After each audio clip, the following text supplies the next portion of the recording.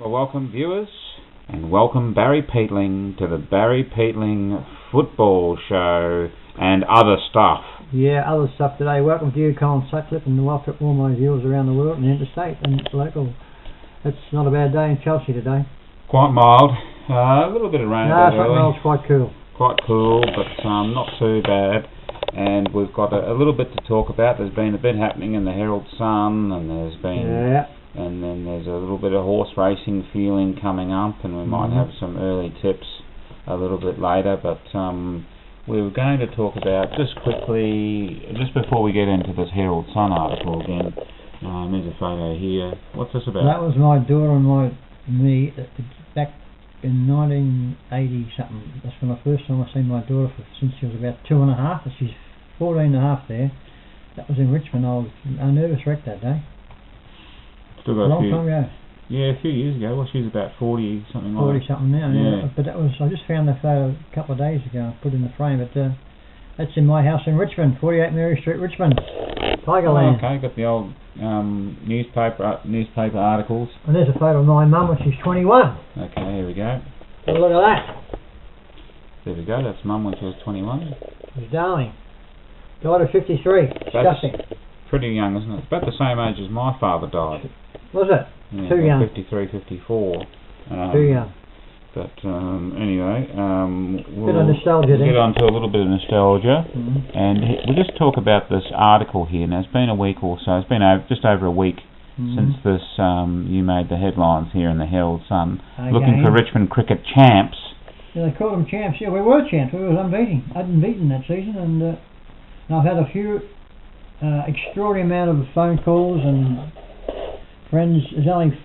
Matter of fact, I made a bit of a bobo. Here we go. Tell us about your boo-boo. So I rang up Ronnie Johnson, because I said last week, and I got it, that there was Ronnie Johnson, Leslie Andrews, and another, Max Early, they died. I've got 3 phone calls from them, and they're still alive. So I felt like a complete idiot. You had them dead and buried. Gone. You had them gone. So they rang me up, I was fake, no kid not. When Ronnie Johnson rang me up, I answered the phone, he said, Ronnie Johnson here. I said, you're the one from Richmond? He said, yeah. I said, the one I used to play cricket with? He said, yeah. I felt like a complete fool. I said, you're alive. I thought someone told me years and years ago you died. Could you point him out on the... Well, there's Ronnie Johnson there. He was only... He's sitting right next to you. He was only 15. Okay. That's Ronnie Johnson. He's alive. Maxie Thurley's alive. Yes. And this is Leslie Andrew. He's alive. So you pronounce them all dead? Oh, gone. Yeah. And so... How much of a feel do you think I felt? God. Well, it's... Whoever told me I was told back in the 80s, because I remember I was talking to Ronnie a couple of times last week, because I used to see him walking his greyhounds down where I used to work in Repco. Yeah. And someone told me in the 80s, I don't know who it was, I'll kill him if I ever find him, that he died. Oh, he would have died reasonably young in the 80s. Well, he would have been very young. I'm 12 and he's 15 or 16 there, Ronnie Johnson. Yeah, so he might have been maybe only in his late 40s, that sort of thing in the 80s. Of course, Leslie Andrew was an SP bookmaker. I used to bet with him. He was supposed to be gone 20 years ago too. And Maxie Thurley, that's the pop field manager. On his right there. He's alive. Okay. I thought he'd gone. Very good. Okay, well, what other responses have you had from this article in the newspaper? The phone has been going not non-stop, nearly every day since I put that in. I had my first phone call at 7 o'clock Sunday morning. My mate Nozzle talked about it. I haven't seen him for 37 years.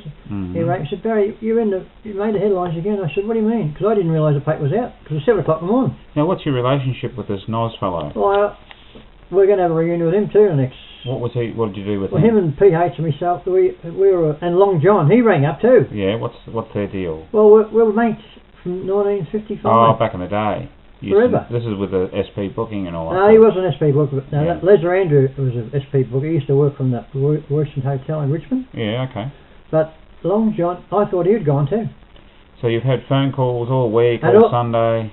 And the inquiries from Billy Hall's daughter and Jeffrey Gove's son, another fellow there.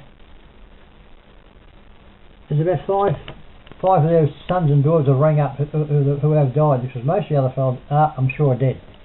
Right. But and people I don't even know, Con, I said, well, look at your photo, that was incredible. You're only 12. I said, yeah.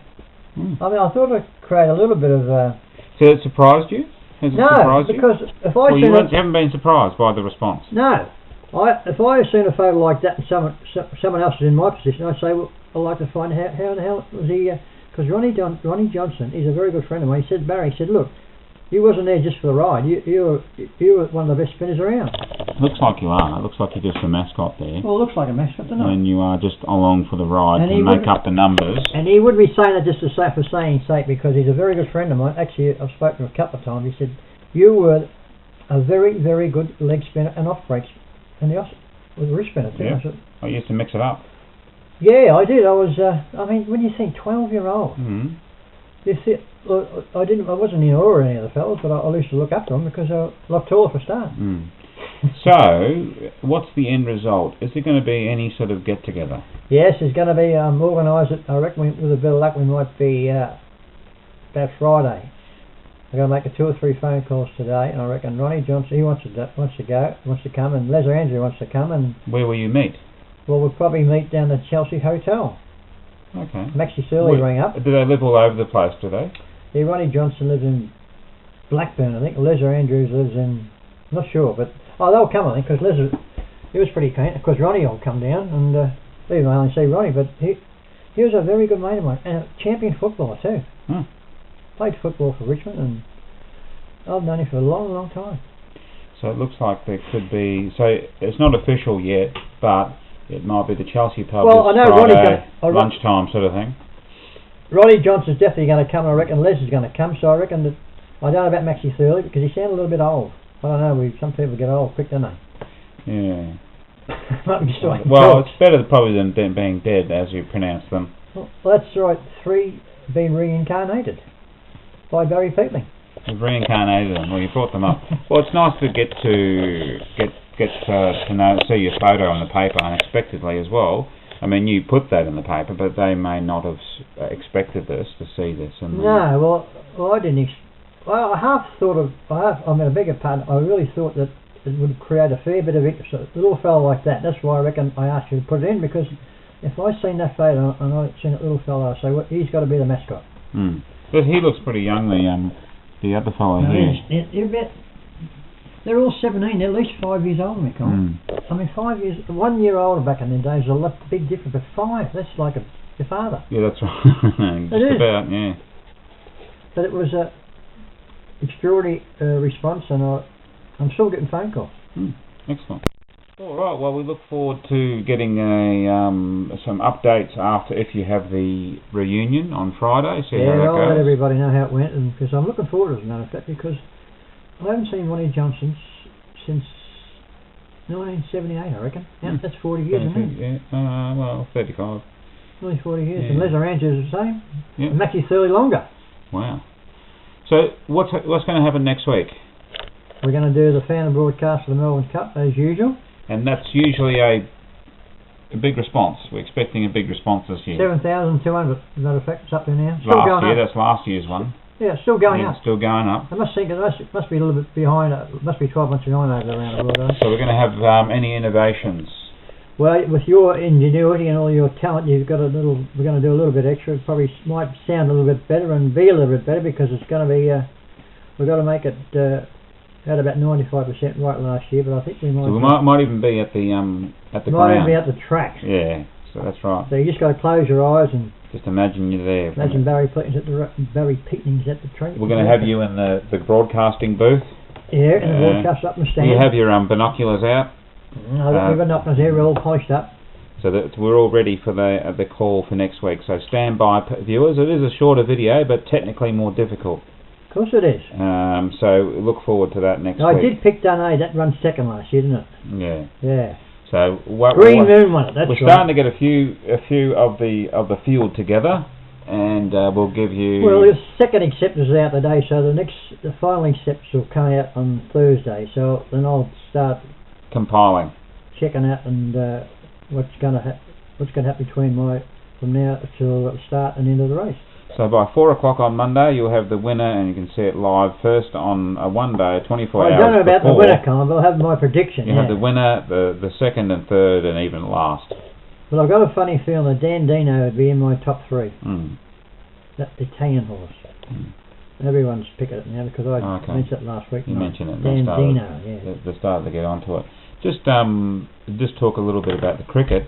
They had the 1 day cup just finished, and any comments on the cricket from certain players? My number one man has made just last 4 innings, made 300s under 14. He has got to be in that opening in that Test side this year. Yeah. I mean, And he made a 197. 197 in about 5 minutes, and he is just the most attacking. I said a few months ago, he's the most attacking opening batsman since Alden Gilchrist. Yeah. Did you see the Wisden all-time 11 came out recently? The 150th anniversary of the all-time best cricketers, right? And that only two Australians made it. Shane Warne and Don Bradman. Lily didn't make it. That's it, Lily. And you know who got the wicket-keeper spot? Not Alan Knott. Little twerp. You've got to be kidding. He got the best wicket-keeper of all time. Well, he could keep, but he couldn't bat. Well, that's right, but... So what's the go there? So you go there to keep, you don't make runs. Well, Gilchrist is the best wicket-keeper batsman in the world ever seen. That's the first thing I thought of when I saw the list. So... That wasn't a bad pick, was it? No, not there. Yeah. So, I mean, yeah, you're trying to think. You're trying to think like a Wisden. It was probably picked by all the English county bosses. Yeah. They run the show. They do, don't they? So it's only Warney and Don Bradman, captain. Well, Don Bradman. Well, you can't. He's just that far ahead of everybody else. It's a joke. They had a few old timers like W.G. Grace, those sort of guys. Well, who would have seen them? No one. No one. Yeah. So they just go. I was surprised that Sutcliffe didn't make it, but your uncle, yeah, great grandfather, wasn't he? Yeah. So I thought Lily would have got there. But no, he wasn't there. They had Malcolm Marshall. He was better than Malcolm Marshall. Well, Malcolm Marshall was in the list. Did Joel Garner and them get in there? No. Who was the fast bowlers? I can't remember. Where was this in? Was this on the internet? Wisden, yeah, in the newspaper, and the Wisden. They create the almanac of best cricket players since 150 years, over the last 150 years. So when did it come out? Last few days? Last few days, yeah. So you've seen it right on the computer? See the full list, yeah, on the computer. So who was the spinners? Only Warney. Hang on, we just had a quick look at the Wisden all-time 11. A couple of interesting ones. W.C. Grace. Got an average of 32. 32. 22 tests. I mean, what's wrong with it? I picked my best all-time cricket side a couple of years ago, and I got Wasser Macron, Viv Richards, Garfield Sobers, Shane Warne, Don Bradman, Lily. I reckon the only one should be replaced. He should replace Malcolm Marshall in that Wisdom side, I reckon. What about even McGrath? I took a lot, but he's very boring bowler. He's boring, but he had the record. If you wanted to take wickets, you get him in. Well, anyway, but what's his name? Jack Hobbs and W.G. Grace. I mean, an average of 32. So it's a bit hard to judge. There must have been some great grandfathers, uncle or something, who picked the side. It's a bit hard to tell, isn't it? Anyway, we've come towards the end of the show. Any Cheerios? Yeah, Cheerios to PH, and because we're going to have another reunion too. PH, Maxie Pearson, Noz, and Long John. Well, Long John rang up about the photo in the paper. Yeah. So we're going to have a reunion next week or so, and no, he's coming down in February. Philip PH is coming down from Cairns in February.